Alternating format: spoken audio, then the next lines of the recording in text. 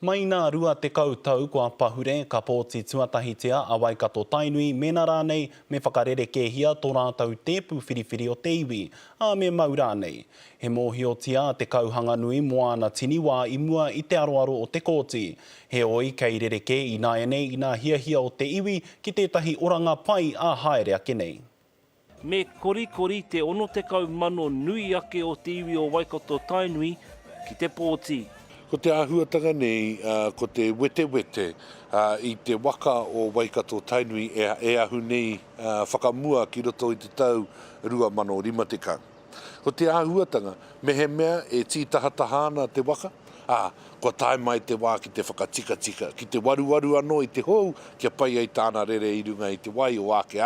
Ko te kaupapa o te hohou te rongo ka whakatakoto ki mua i te iwi, hei ara aukati, i te hoki atu ki te kōti.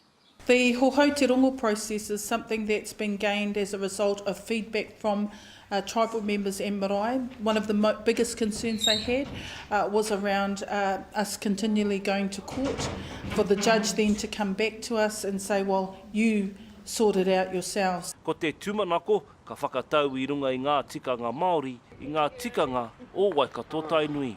Ko te kanohi ki te kanohi, ko te ata whera i te kōrero a tetehi ki tetehi, ko te whakataura nei a ngā marae i te mamai, i te ngaupuku rānei o ngetehi i roto i te iwi, kia ea wawe, kia ea i runga i te rangi Mārie, kia ea i runga i ngā tikanga o Waikato Tainui.